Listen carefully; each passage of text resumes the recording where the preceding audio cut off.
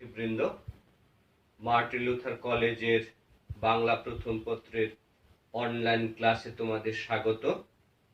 আমরা আশা করি তোমরা সবাই ভালো আছো এবং আমাদের নির্দেশনা অনুযায়ী তোমরা পড়াশোনা করছো, আমাদের ক্লাসগুলো তোমরা অনুসরণ করছো। আমি তোমাদের এর আগে কবিতার 3টি ক্লাস নিয়েছিলাম, 3টি কবিতা পড়িয়েছি। সোনার তরী, বিভীষণের প্রতি মেঘনাদ এবং 18 বছর বয়স। আজকে আমি তোমাদের একটি গদ্য পড়াবো, প্রবন্ধ, বঙ্কিমচন্দ্র চট্টোপাধ্যায়ের বাঙ্গালার নব্য লেখক দিগের প্রতি নিবেদন। নামটি অনেক বড়, আমরা দেখি ব্ল্যাকবোর্ডে। বাঙ্গালার নব্য লেখক দিগের প্রতি নিবেদন। বঙ্কিমচন্দ্র চট্টোপাধ্যায় বাংলা সাহিত্য সম্রাট হিসেবে তাকে আখ্যায়িত করা হয়েছে। বাংলা উপন্যাসকে বাংলা কথা সাহিত্যের আধুনিকায়নের ক্ষেত্রে তার ভূমিকা অনস্বীকার্য। বঙ্কিমচন্দ্র চট্টোপাধ্যায় ইউরোপীয় উপন্যাসের শিল্প রীতি অনুসরণ করে বাংলায় প্রথম সার্থক উপন্যাস দুর্গেশ নন্দিনী রচনা করেছিলেন। এরপর তিনি আরো অনেকগুলো উপন্যাস লিখেছেন। কপালকুণ্ডলা তার বিখ্যাত রোমান্টিক উপন্যাস, কৃষ্ণকান্তের উইল, মৃণালিনী, আনন্দমঠ, চন্দ্রশেখর, সীতারাম, আরো অসংখ্য উপন্যাস তিনি লিখেছেন এবং উৎকৃষ্ট উপন্যাস লিখেছেন।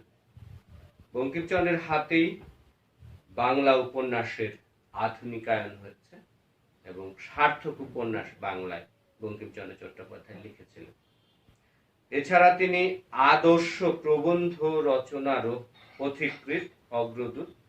বঙ্কিমচন্দ্র সমাজ, সাহিত্য, ধর্ম, ভাষা, বিভিন্ন বিষয় নিয়ে, দর্শন, বিভিন্ন বিষয় নিয়ে তিনি আদর্শ উৎকৃষ্ট প্রবন্ধ লিখেছেন।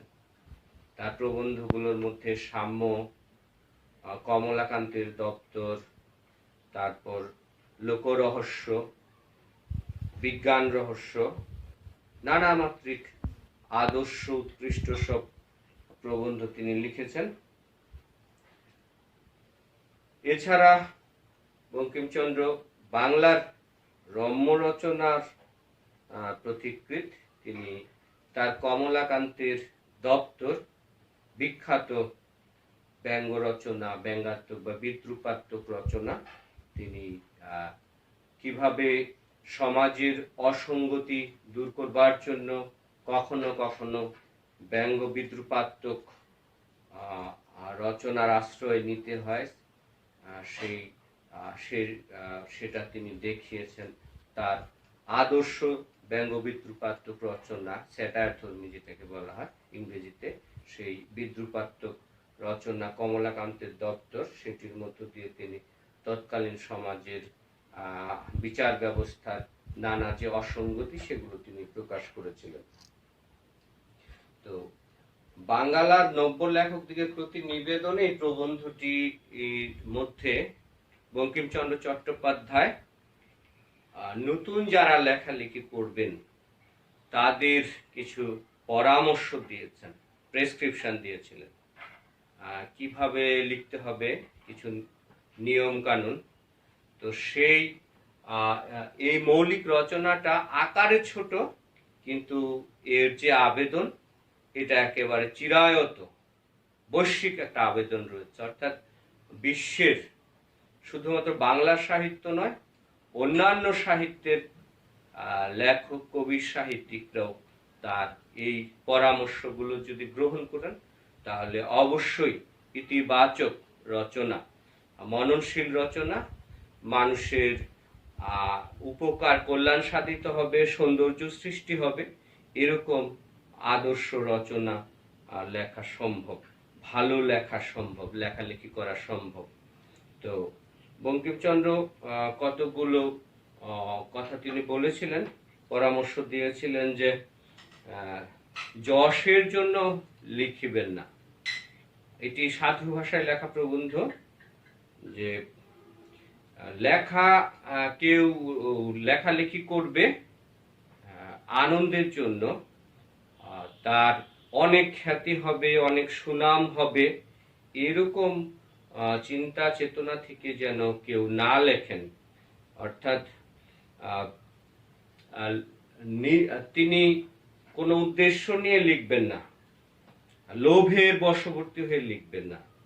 তিনি তার আনন্দ প্রকাশ করবার জন্য, সমাজের কল্যাণ হয়, মঙ্গল হয়, সেই কল্যাণ সাধন করবার জন্য লিখবেন এবং সৌন্দর্য সৃষ্টি করবার জন্য লিখবেন।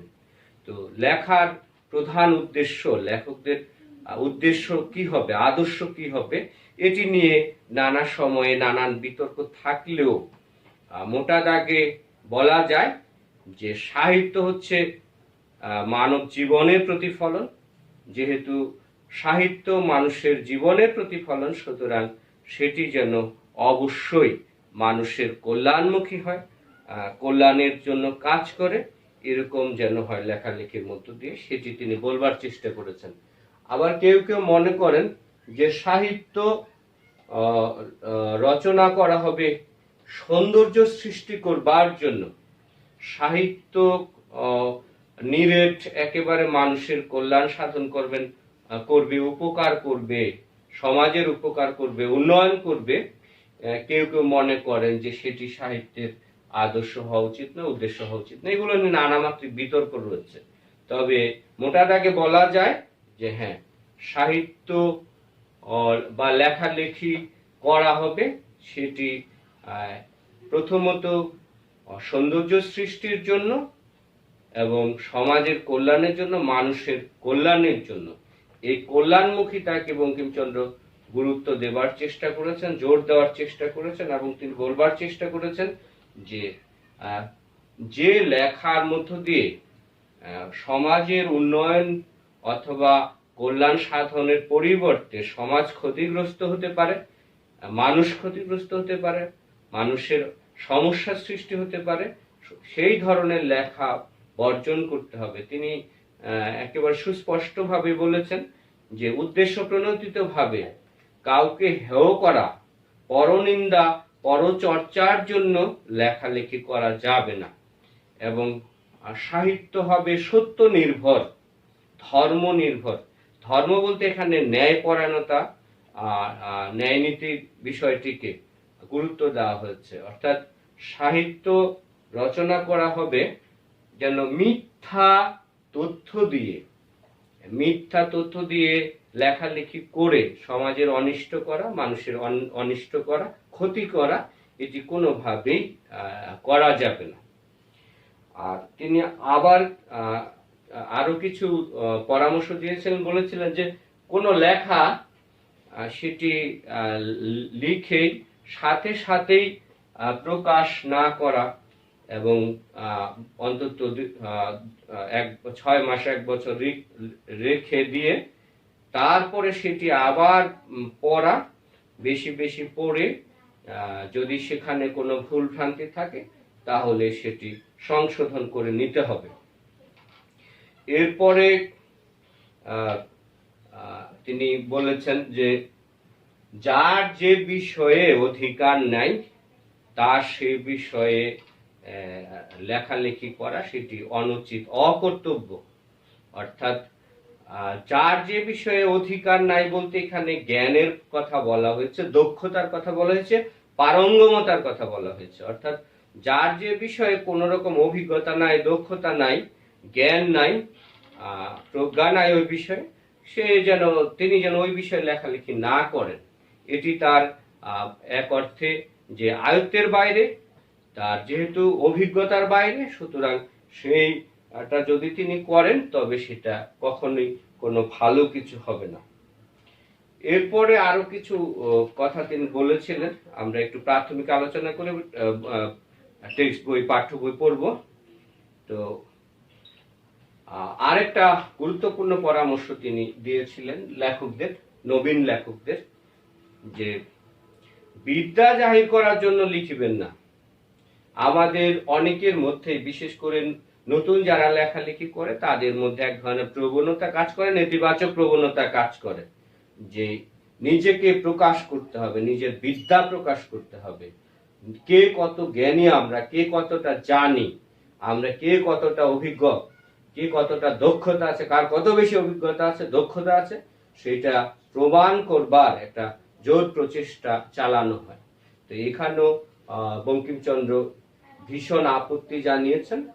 তিনি বলবার চেষ্টা করেছেন যে জোর জবরদস্তি করে সেই বিদ্যা প্রকাশ করা, জ্ঞান প্রকাশ করা, নিজের জানা অভিজ্ঞতা প্রকাশ করা জোর জবরদস্তি করে, সেটি শুধুমাত্র বাহ্যিক প্রচারের জন্য, নিজেকে বড় করবার জন্য, আত্মপ্রচারের জন্য, নিজের ঢাক নিজে বাজানো, এটি তিনি বারণ করেছেন।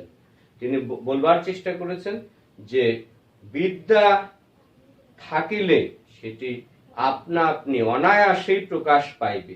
অর্থাৎ কেউ যদি বিদ্বান হন, তার লেখার মধ্য দিয়ে তার সেই পরিচয়, তার সেই দক্ষতা, তার সেই জ্ঞানের পরিচয়, তার সেই বিজ্ঞতার পরিচয় পাওয়া যাবে। সুতরাং জোর করে সেটি প্রকাশ করবার প্রয়োজন নেই। এরপরে তিনি বলেছিলেন যে অনেক লেখক তার লেখার মধ্য দিয়ে বিভিন্ন ভাষা থেকে, অন্যান্য ভাষা থেকেও কোটেশন ব্যবহার করেন। এটিও তিনি বর্জন করবার পরামর্শ দিয়েছেন। অর্থাৎ লেখকরা যেটা নিজে ভালো করে জানেন না, অন্য কোনো জায়গা থেকে ধার করে কোনো উদ্ধৃতি, কোটেশন, সেগুলো সংগ্রহ করে তিনি তার লেখার মধ্যে নিয়ে আসবেন, এটিও তিনি খুব একটা ভালো চোখে দেখেননি। তার সহজ সরল বক্তব্য যে তিনি যেটুকু জানেন, তিনি যে ভাষায় লিখছেন, সেই ভাষায় গ্রন্থ থেকে যেটুকু জানেন বা প্রয়োজনীয় তথ্য উপাত্ত তিনি সংগ্রহ করতে পারেন। তার জন্য অন্য কোনো ভাষা, বিদেশি ভাষা, সংস্কৃত, ইতালীয়, জার্মান ভাষা, অন্য ভাষা থেকে কোটেশন আনবার কোনো দরকার নেই, উদ্ধৃতি আনবার কোনো প্রয়োজন নেই। এরপরে অলংকার প্রয়োগ বা রসিকতা সৃষ্টি করবার জন্য চেষ্টিত হবেন না, এটি আরেকটা তার পরামর্শ। যে ইচ্ছাকৃতভাবে তার লেখার মধ্য দিয়ে উপমা, অলংকার, চিত্রকল্প, এগুলো সাহিত্যের অনুপ্রাস, এগুলো সাহিত্যের অলংকার, সাজসজ্জা। তো এগুলো জোর জবরদস্তি করে নয়, লেখার প্রয়োজনে, রচনার প্রয়োজনে লেখক সেটিকে নিজের মধ্যে থেকে সঞ্চিত যে ভান্ডার, সেটা থেকে তিনি ব্যবহার করবেন। তিনি খুব জোর করে কড়াকড়ি ভাবেই বলেছেন যে যদি নিজের মধ্যে এগুলো না থাকে, তাহলে মাথা কুটিলেও সেগুলো আসিবে না। এরপর আমরা তার একটা গুরুত্বপূর্ণ পরামর্শ ছিল যে সকল অলংকারের শ্রেষ্ঠ অলংকার হলো সরলতা। অর্থাৎ লেখায় আমরা অনেক অলংকার ব্যবহার করলাম, উপমা, অনুপ্রাস, উৎপ্রেক্ষা, নানামাত্রিক যে শব্দালঙ্কার অথবা অর্থালঙ্কার রয়েছে, সেগুলো আমরা ব্যবহার করলাম লেখাটাকে সুন্দর করবার জন্য। তারপরেও কখনো কখনো দেখা যায় যে এই সমস্ত করবার কারণে লেখার বোধগম্যতা সেটি বিনষ্ট হয়, প্রাঞ্জলতা সেটি বিনষ্ট হয়, সহজ সাবলীলতা সেগুলো বিনষ্ট হয়, লেখার এই স্বাভাবিক গুণগুলো তখন বিনষ্ট হয়ে যায়। এই কারণে লেখা অনাবশ্যকভাবে অলংকার ব্যবহার করে লেখাকে জটিল করা যাবে না। অর্থাৎ লেখকের প্রধান দায়িত্ব হলো তার লেখা বা তার রচনা যেন পাঠক সহজে বুঝতে পারে। যে লেখকের রচনা লেখা পাঠক বুঝতে পারে, তিনি তার মতে একজন আদর্শ লেখক। আর তিনি আরো বলছিলেন যে কারো অনুকরণ করিও না, অনুকরণে দোষগুলি অনুকৃত হয়, গুণগুলি নয়। আমরা নতুন লেখকরা বা নব্য লেখকরা অনেক সময় নিজস্ব ভাষার কবি, সাহিত্যিকদের অনুকরণ করেন, কখনো কখনো বিদেশি ভাষার লেখক, কবি, সাহিত্যিক, শিল্পীদের অনুকরণ করে থাকে। এই কারণে তিনি বলবার চেষ্টা করেছেন এই ধরনের অনুকরণ করবার প্রয়োজন নেই, কারণ অনুকরণে মন্দ দিকটাই চলে আসে, গুণ দোষগুলোই চলে আসে, গুণগুলো আসে না। আর আরেকটা হলো যে বিষয়ে আমার কাছে তথ্য উপাত্ত বা প্রমাণ আদি নেই, সেরকম বিষয়ে প্রমাণ ছাড়া কোনো কিছু লেখা যাবে না। এটি আধুনিক যুগে আরো বেশি গুরুত্বপূর্ণ, যে যদি কোনো বিষয়ে লেখালেখি করা হয় সে বিষয়ে পর্যাপ্ত প্রমাণ হাতে থাকতে হবে, তথ্যপাত্র হাতে থাকতে হবে। প্রমাণ ছাড়া উদ্ভট কোনো লেখা বা মন্তব্য সেটি করা যাবে না। আধুনিকের যে তথ্য প্রযুক্তির যে আইন রয়েছে বা অন্যান্য কপিরাইটের যে আইন রয়েছে, সেই ব্যাপারে এগুলো আধুনিক কালে আরো বেশি গুরুত্বপূর্ণ। তো আমরা প্রাথমিক একটা খসড়া আলোচনা করেছি যে তিনি নবীন লেখকদের প্রতি কি পরামর্শগুলো দিয়েছিলেন, প্রেসক্রিপশনটা দিয়েছিলেন। তো এবার আমরা পয়েন্ট ধরে ধরে তার তিনি যে পরামর্শগুলো দিয়েছিলেন, তার প্রথম পরামর্শ হলো যশের জন্য লিখিবেন না, তাহা হইলে যশ হইবে না, লেখাও ভালো হইবে না। লেখা ভালো হইলে যশ আপনিই আসিবে।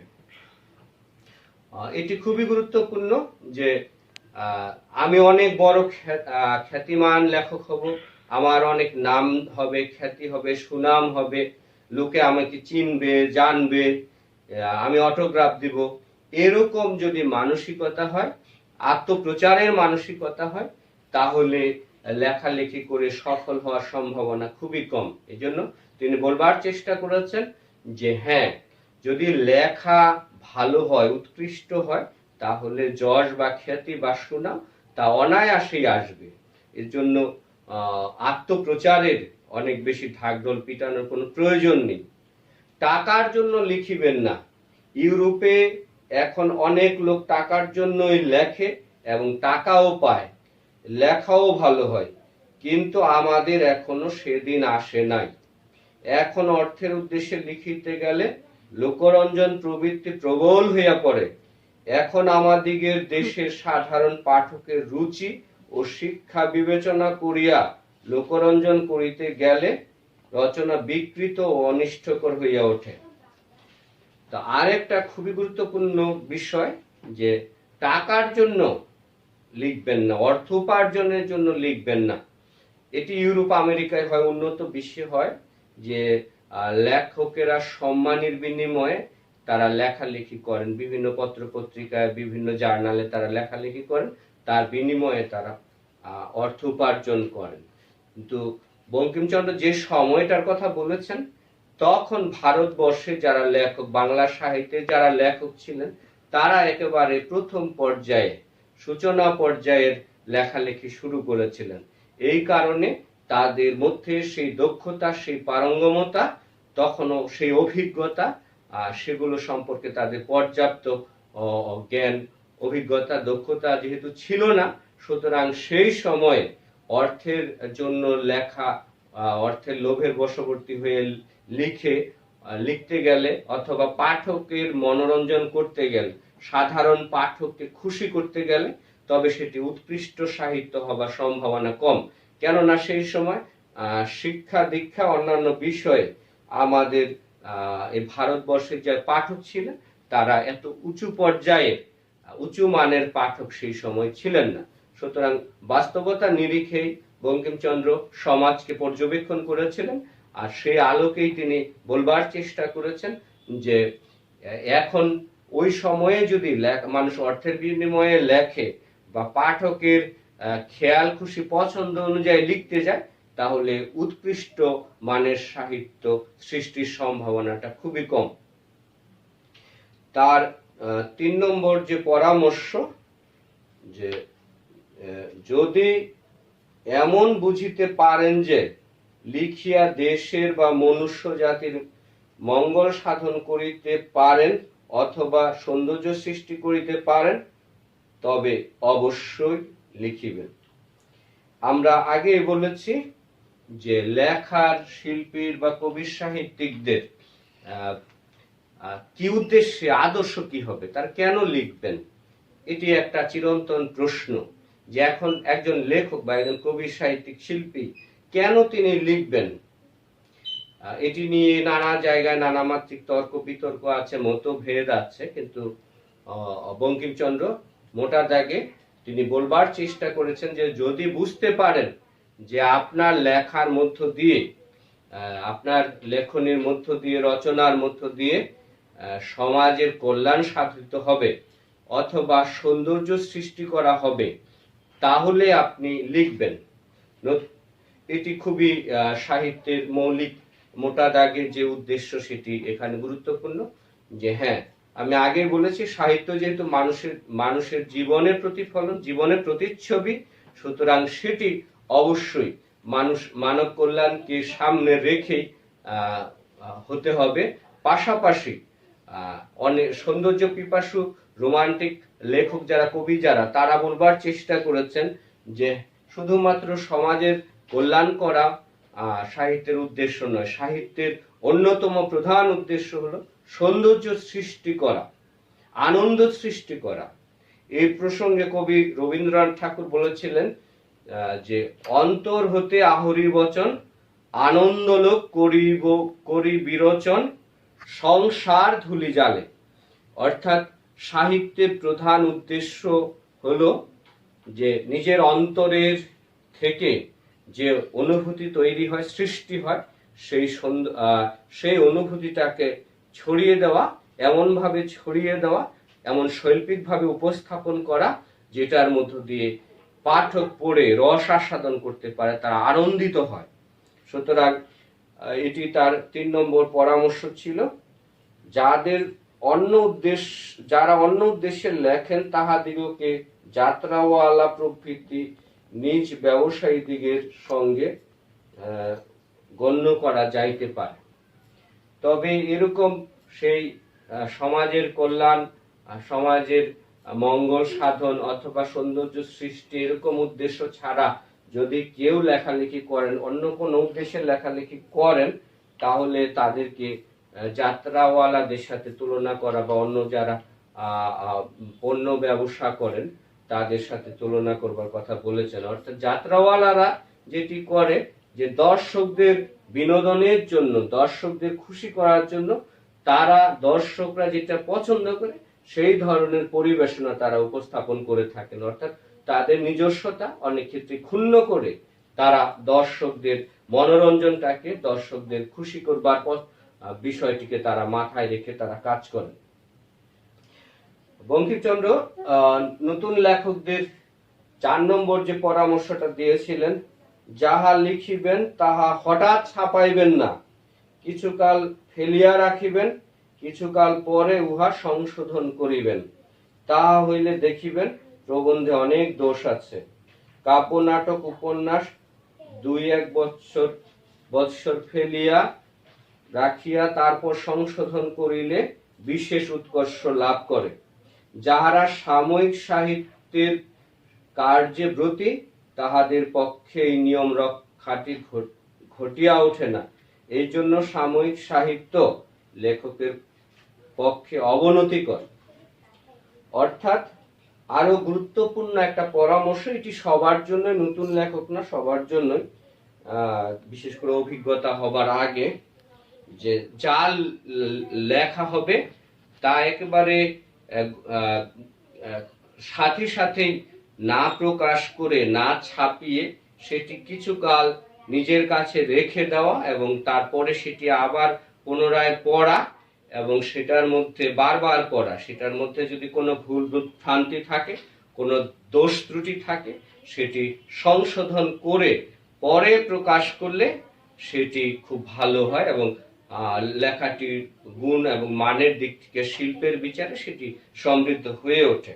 আর কাব্য, নাটক অথবা উপন্যাস এগুলোর ক্ষেত্রে আরো বেশি একটু সময় নিয়ে, অন্তত 2-1 বছর রেখে দিয়ে তারপর সেটি সংশোধন করলে সেটা উৎকৃষ্ট হয়, ভালো হয়, মানসম্পন্ন হয়। যাহারা সাময়িক সাহিত্যের কার্যে ব্রতী তাহাদের পক্ষে এই নিয়মটি রক্ষা করা সম্ভব হয়।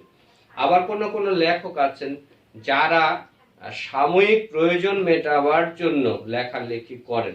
অর্থাৎ সময় অনুযায়ী, পরিস্থিতি অনুযায়ী কোন ঘটনাটা সবচেয়ে বেশি গুরুত্বপূর্ণ, কোন ঘটনা সবচেয়ে বেশি আলোচিত, সেই বিষয়ের উপর তারা লেখালেখি করেন এবং সেটি তারা তাড়াতাড়ি গরম গরম প্রকাশ করেন। এটি বলা হয় যে পাঠকরা কি পছন্দ করছে, সমসাময়িক ঘটনাগুলো কি কি, কোনটা করলে সেটি ভালো হয়, যেটি পাঠক অনেক বেশি গ্রহণ করবে, পাঠক প্রিয়তা লাভ করবে এবং লেখকের ব্যবসায়িক সাফল্য আসবে, সেটি বিবেচনা করে অনেক লেখক লেখালেখি করেন। আর সেই ক্ষেত্রে সেই ধরনের লেখকদের যশ, খ্যাতি, সুনাম সেটি অল্পতেই বিনষ্ট হয়, অল্প সময়ের মধ্যেই। 6 নম্বর যে পরামর্শ ছিল, যে বিষয়ে যার অধিকার নাই সে বিষয়ে তাহার হস্তক্ষেপ অকর্তব্য। এটি সোজা কথা, কিন্তু সাময়িক সাহিত্যে এই নিয়মটি রক্ষিত হয় না। এটি তো খুবই গুরুত্বপূর্ণ একটা পরামর্শ, এটি সবার জন্য প্রযোজ্য, যে যার যে বিষয়ে অধিকার নাই বা জ্ঞান নাই, দক্ষতা নাই, সে বিষয়ে তার হস্তক্ষেপ করা অকর্তব্য অথবা অনুচিত। এটা একেবারেই উচিত নয়। অর্থাৎ যার যে বিষয়ে জ্ঞান নাই, দক্ষতা নাই, পারঙ্গমতা নাই, অভিজ্ঞতাও নাই, তিনি এরকম বিষয়ে যদি কোনো লেখক লেখেন সেই বিষয়ে, এটি তার অনুচিত হবে, তার এই লেখাটাও সফল হবে না, এটা ঠিকও হবে না, ন্যায়শাস্ত্রের দিক থেকে, নীতিশাস্ত্রের দিক থেকে এটি তার জন্য ঠিক নয়। অর্থাৎ যার যেটা বিষয় নয়, যার যে বিষয়ে দক্ষতা নাই, তার সে বিষয়ে লেখালেখি করবার অধিকারও নেই। এটি একটি অনধিকার চর্চা। এটি সাময়িক লেখকদের ক্ষেত্রে ঘটনা যে হয়ে থাকে সবচেয়ে বেশি। অর্থাৎ বড় কোনো শিল্পী, সাহিত্যিক দের ক্ষেত্রে এটি হয় না, কিন্তু যারা অল্প সময়ের মধ্যে পরিচিতি পেতে চান, যশ, খ্যাতি, সুনাম পেতে চান, তাদের জন্য এটি তাদের বেলায় এটি ঘটে থাকে। 7 নম্বর যে পরামর্শ, বিদ্যা প্রকাশের চেষ্টা করিবেন না, বিদ্যা থাকিলে তাহা আপনি প্রকাশ পায়, চেষ্টা করিতে হয় না। আমি আগে বলেছিলাম যে বিদ্যা কোনো মানুষের মধ্যে নিজের জ্ঞান বা অভিজ্ঞতা বা দক্ষতা আছে, সেটি জোর জবরদস্তি করে আত্মপ্রচারের মধ্য দিয়ে তারা সেটি করবার চেষ্টা করেন, নিজেকে বড় করবার চেষ্টা করেন।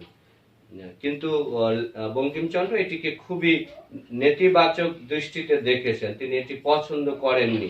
এটি খুবই গুরুত্বপূর্ণ। তিনি বলবার চেষ্টা করেছেন, কোনো মানুষের যদি সত্যি সত্যি জ্ঞান, বুদ্ধি, অভিজ্ঞতা, দক্ষতা এগুলো থাকে, তবে সেটি তার লেখার মধ্য দিয়ে সুস্পষ্টভাবে প্রকাশিত হবে। এইখানে কাউকে জোর জবরদস্তি করবার কোনো প্রয়োজন নেই। পাঠকরাও বিরক্ত হয়, পাঠকরা অনেক সচেতন, তারা বুঝতে পারে যে কোন লেখক নিজের বিদ্যা জাহির করছেন, নিজের জ্ঞান জাহির করবার চেষ্টা করেছেন। এটি রচনার জন্য ক্ষতিকর হয়, রচনার সুপাঠ্য, সহজলভ্যতা, পাঠক প্রিয়তা আর রস আস্বাদনের ক্ষেত্রেও অসুবিধা হয়। এখনকার প্রবন্ধে ইংরেজি, সংস্কৃত, ফরাসি, জার্মান কোটেশন বড় বেশি দেখিতে পাই।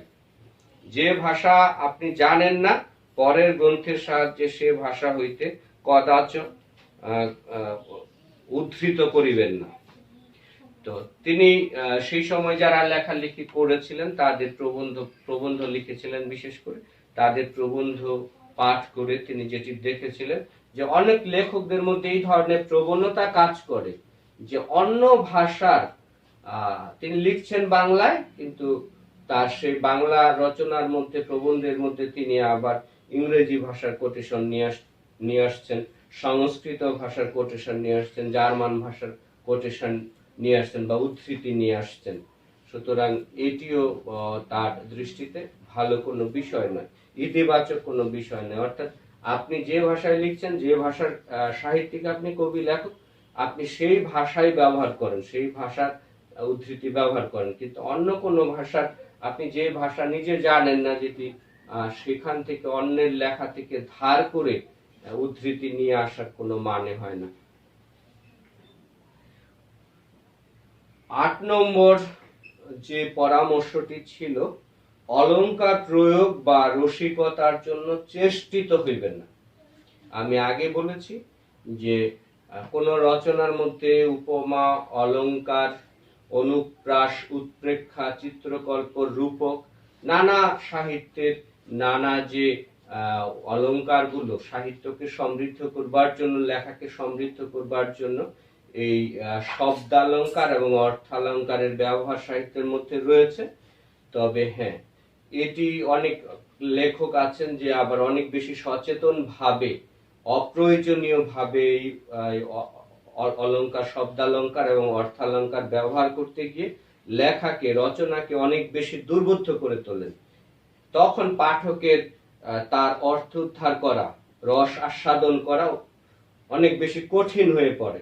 আর এই কারণে তিনি বলবার চেষ্টা করেছেন যে অযাচিত ভাবে অনাবশ্যক অলংকার ব্যবহার করা অথবা ব্যঙ্গ বড় সুন্দর অলংকার ব্যবহার করার জন্য, অথবা আবার কোন কোন লেখক আছেন যে তারা হাস্যরস সৃষ্টি করবার জন্য, পাঠককে খুশি করবার জন্য, পাঠকের মনোরঞ্জনের জন্য, পাঠককে হাসানোর জন্য অনেক ক্ষেত্রে ইচ্ছাকৃত ভাবে লেখার মধ্যে সেই রসিকতা নিয়ে আসেন, অযাচিত ব্যঙ্গ বিদ্রুপ নিয়ে আসেন। এটিও কাঙ্ক্ষিত নয়। স্থানে স্থানে অলংকার বা ব্যঙ্গের প্রয়োজন হয় বটে, লেখকদের ভাণ্ডারে এ সামগ্রী থাকিলে প্রয়োজন মতে আপনি আসিয়া পৌঁছিবে, ভাণ্ডারে না থাকিলে মাথা কুটিলেও আসিবে না। অসময়ে বা শূন্য ভাণ্ডারে অলংকার প্রয়োগের বা রসিকতার চেষ্টার মতো কদর্য আর কিছুই নেই। তিনি একেবারে সরলভাবে, সহজভাবে যেটি বলবার চেষ্টা করেছেন যে সত্যি সত্যি যদি এমন হয়, লেখক যদি মনে করেন যে তার রচনার মধ্যে, লেখার মধ্যে প্রয়োজনীয় উপমা, অলংকার এবং রসিকতা তৈরি করবার জন্য ব্যঙ্গ বিদ্রুপের প্রয়োজন আছে, সেই ধরনের শব্দ ব্যবহার করবার প্রয়োজন আছে, তবে তিনি সেটা করবেন। তবে হ্যাঁ, এটি তার নিজস্ব ভাণ্ডারে সঞ্চিত থাকবে, লেখক নিজের প্রয়োজনে সেটি ব্যবহার করবেন। আর লেখকের মধ্যে যদি সেই ধরনের দক্ষতা না থাকে অলংকার ব্যবহার করবার অথবা ব্যঙ্গ বিদ্রুপাত্মক পরিবেশ তৈরি করবার, সেই ধরনের যদি অভিজ্ঞতা, দক্ষতা তার নিজের মধ্যে না থাকে, তাহলে জোর জবরদস্তি করে সেটি ব্যবহার করা, সেটি করবার প্রয়োজন নাই।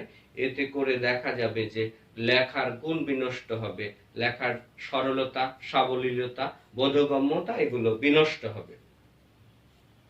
9 নম্বর যে পরামর্শ তিনি দিয়েছিলেন, যে স্থানে অলংকার বা ব্যঙ্গ বড় সুন্দর বলিয়া বোধ হইবে, সেই স্থানটি কাটিয়া দিবে, এটি প্রাচীন বিধি। প্রাচীনকালে একটা নিয়ম ছিল।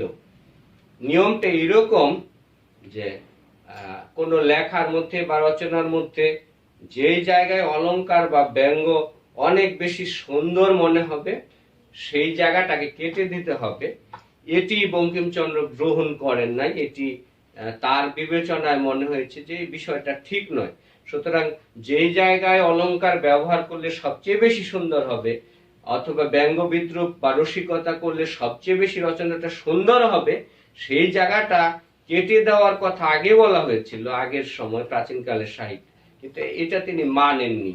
কারণ একটাই, যদি সুন্দর অংশটাই রচনার কেটে দিতে হয়, আকর্ষণীয় অংশটাই যদি কেটে দিতে হয়, রসিকতার অংশটাই যদি কেটে দিতে হয়, তাহলে তো রচনাটা তার গুণ হারাবে, সৌন্দর্য হারাবে এবং তার আবেদন হারাবে। সুতরাং বঙ্কিমচন্দ্র বলছেন যে আমি সে কথা বলি না, কিন্তু আমার পরামর্শ এই যে সেই স্থানটি বন্ধুবর্গকে পুনঃ পুনঃ পড়িয়া শুনাইবে, যদি ভালো না হইয়া থাকে তবে 2-4বার পড়িলে লেখকের নিজেরই আর উহা ভালো লাগিবে না। বন্ধুবর্গের নিকট পড়িতে লজ্জা করিবে, তখন উহা কাটিয়া দিবে। তিনি একটু ভিন্নভাবে কথাটি বলবার চেষ্টা করেছেন, যে যদি এমন মনে হয় যে যে জায়গায় কোনো লেখার কোনো অংশে মনে হয় অলংকার ব্যবহার করলে সবচেয়ে সুন্দর হবে, অথবা রসিকতা ব্যবহার করলে সবচেয়ে সুন্দর হবে, সেই জায়গাটা কেটে না দিয়ে এমন হতে পারে একটা বিকল্প প্রস্তাবের মতো, যে এটি বন্ধুদের সাথে পাঠ করে শোনানো, এবং বন্ধুরা যদি বলে যে সেটি ভালো লাগছে তাহলে সেটি রাখা যেতে পারে। বন্ধুরা যদি বলে বা মত প্রকাশ করে, পরামর্শ দেয় যে না এটি এখানে ভালো লাগছে না, শুনতে ভালো লাগছে না, এই বিষয়টা না হলেও ভালো, কেটে দিলেও ভালো, তাহলে সেটি করা যেতে পারে। অথবা এমনও হতে পারে যে নিজে নিজেই সেটি পড়ে, বারবার পড়ে যদি মনে হয় যে না নিজের কাছে বিষয়টি ভালো লাগে না, অলংকার ব্যবহার অপ্রয়োজনীয় হয়েছে, অযাচিতভাবে ব্যবহার করা হয়েছে, তাহলে সেটি কেটে দিলেই ভালো। 10 নম্বর যে পরামর্শ ছিল, সকল অলংকারের শ্রেষ্ঠ অলংকার সরলতা।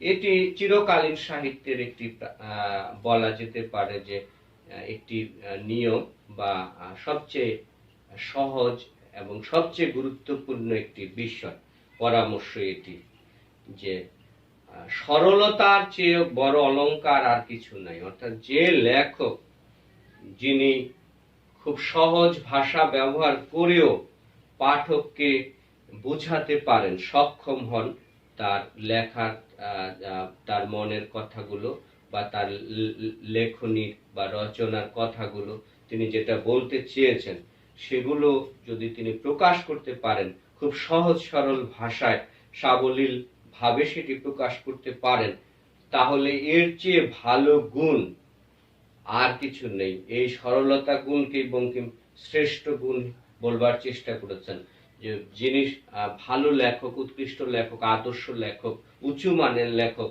তিনি খুব সহজ সরল ভাবে, প্রাঞ্জল ভাবে ভাষা ব্যবহার করেও তিনি পাঠককে বুঝাতে পারেন, তার মনের ভাব প্রকাশ করতে পারেন, তার রচনার যে উদ্দেশ্য অথবা যে মেসেজ বা বাণী সেটি তিনি প্রকাশ করতে পারেন, তাহলে সেই লেখক হচ্ছে সবচেয়ে বেশি সফল। 11 নম্বর যে পরামর্শটা ছিল, কাহারও অনুকরণ করিও না। অনুকরণে দোষগুলি অনুকৃত হয়, গুণগুলি হয় না। লেখালেখি করতে গেলে অনেক সময় কবি, সাহিত্যিক, শিল্পী, লেখকরা কখনো কখনো নিজের ভাষার যারা বড় বড় কবি, সাহিত্যিক, লেখক তাদেরকে অনুসরণ করেন। আবার কখনো কখনো এমনও হয় বিদেশি ভাষার বিখ্যাত লেখক যারা, কবি, সাহিত্যিক, শিল্পী যারা, তাদেরকে অনুকরণ করবার চেষ্টা করেন। তো বঙ্কিমচন্দ্র এই অনুকরণ প্রিয়তাটাকে খুব বেশি ভালো চোখে দেখেননি। তিনি যেটি বলবার চেষ্টা করেছেন, যে অনুকরণ করতে গেলে অনেক সময় ভালো দিকগুলোর চাইতে মন্দ দিকগুলো বেশি অনুকরণ করা হয়, যে গুণগুলোর চাইতে দোষগুলো চলে আসে বেশি, যার কারণে অনুকরণ না করলেই ভালো। অমুক ইংরেজি বা সংস্কৃত বা বাংলা লেখক এইরূপ লিখিয়াছেন, আমিও এরূপ লিখিব, এ কথা কদাপি মনে স্থান দিও না। তো কখনো কখনো লেখকরা বলেন যে ইংরেজি সাহিত্যের অমুক লেখক বা অমুক কবি, অমুক ঔপন্যাসিক এভাবে লিখেছেন, আমিও সেইভাবে লিখব। অথবা কখন কখন বলেন যদি বাংলা সাহিত্যেরই অমুক কবি বা অমুক লেখক এভাবে লিখেছেন, আমিও তার মতো করে লিখব, তার অনুকরণ করব আমি। তো এটি এই ধরনের মনোবাসনা বা মনোভাব সেটি যেন লেখকরা পোষণ না করেন, চিন্তা না করেন, যে কারো অনুকরণ করে নয়, বরং স্বাতন্ত্র্যবাদে বিশ্বাসী, যে আমি স্বাধীন, আমি লেখালেখি করছি, কল্যাণের জন্য লিখছি, সমাজের দেশের মানুষের কল্যাণের জন্য লিখছি, অথবা সৌন্দর্য সৃষ্টি করবার প্রয়োজনে লিখছি, আনন্দ সৃষ্টি করবার প্রয়োজনে লিখছি, আমি আমার খুশির জন্য, আনন্দের জন্য লিখছি। সুতরাং আমি আমার মতো করেই লিখবো, অন্যকে অনুকরণ নয়, অনুসরণ নয়। আমি যে আলাদা মানুষ, আলাদা ব্যক্তি স্বাতন্ত্র্যের অধিকারী, চিন্তা চেতনার অধিকারী, মননশীলতার অধিকারী, সেই অনুপাতে আমি আমার মতো করে স্বাধীনভাবে লিখবো, কাউকে অনুসরণ করে নয়। যে কথা প্রমাণ দিতে পারিবেন না তাহা লিখিও না। প্রমাণগুলি সংযুক্ত করা সকল সময় প্রয়োজন হয় না, কিন্তু হাতে থাকা চাই। এটি খুবই গুরুত্বপূর্ণ। যদি কখনো কখনো এমন কোনো লেখা হয়, ইতিহাসমূলক লেখা অথবা আইন বিষয়ক কোনো লেখা, যে কোনো বিষয়, অন্যান্য বিষয় হতে পারে, যে লেখার মধ্যে লেখক যদি লেখালেখি করেন, তাহলে সেখানে প্রয়োজনীয় তথ্য উপাত্ত প্রমাণ হিসেবে দাখিল করতে হয়, ব্যবহার করতে হয়, এবং সেগুলো উৎস উল্লেখ করতে হয়। যদি এমন হয় যে এই তথ্য উপাত্ত ছাড়া, প্রমাণ ছাড়া কেউ কোনো বিষয়ে লেখালেখি করেন এবং সেটি যদি সেই বিষয়ের যে বিধি অনুযায়ী, নিয়ম অনুযায়ী সেটি না হয় এবং সেটি অন্যায় হিসেবে, অপরাধ হিসেবেও গণ্য হতে পারে। অর্থাৎ যে বিষয় এমন হতে পারে যে বিষয় তিনি লিখবেন সে বিষয়ে তার যথেষ্ট প্রমাণ থাকতে হবে, তথ্য উপাত্ত থাকতে হবে, উৎসের কোথা থেকে তিনি নিয়েছেন সেই তথ্য উপাত্ত, সেগুলো তাকে প্রকাশ করতে হবে। অযাচিত ভাবে মিথ্যা কোনো ঘটনা সাজিয়ে বা মিথ্যা কোনো তথ্যের উপর নির্ভর করে কোনো লেখালেখি করা যাবে না।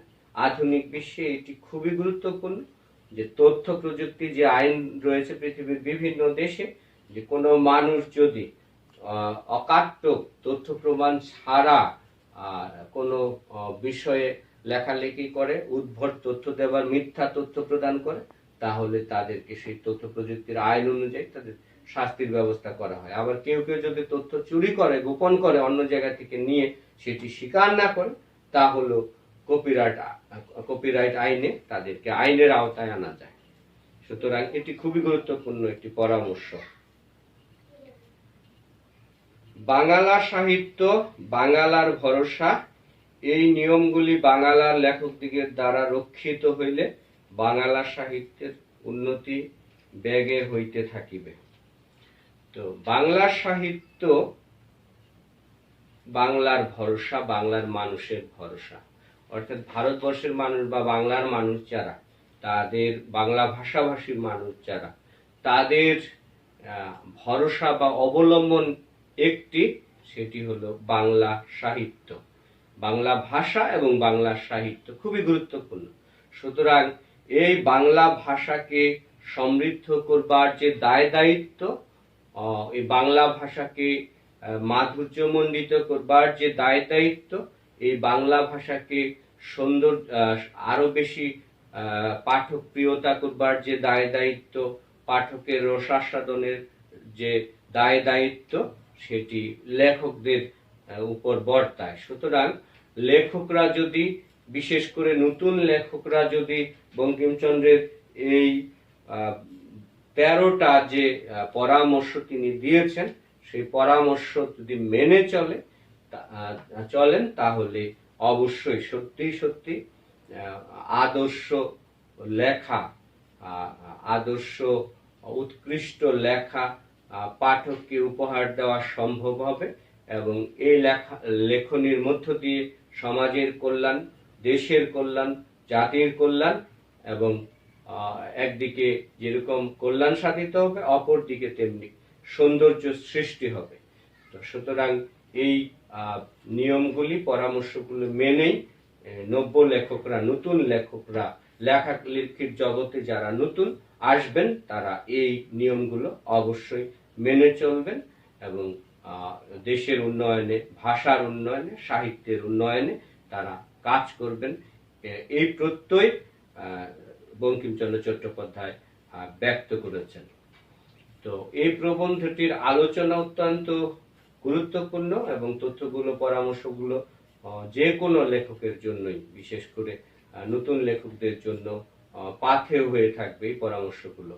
আমি আশা করছি তোমরা বাসায় প্রবন্ধটি নিজেরা বারবার পড়বে, তো শব্দার্থ টিকা সহ বারবার পড়বে এবং আমার আজকের আলোচনার সাথে তোমরা সেগুলো মিলিয়ে নিজেরা একটা মূল ভাব সার কথা নিজেদের মধ্যে রাখবে, যাতে করে তোমরা সৃজনশীল প্রশ্নের উত্তর দানের ক্ষেত্রে সেই সক্ষমতা, দক্ষতা এবং পারঙ্গমতা অর্জন করতে পারো। সবাইকে অনেক শুভেচ্ছা এবং এই ধন্যবাদ জানিয়ে ক্লাস শেষ করছি।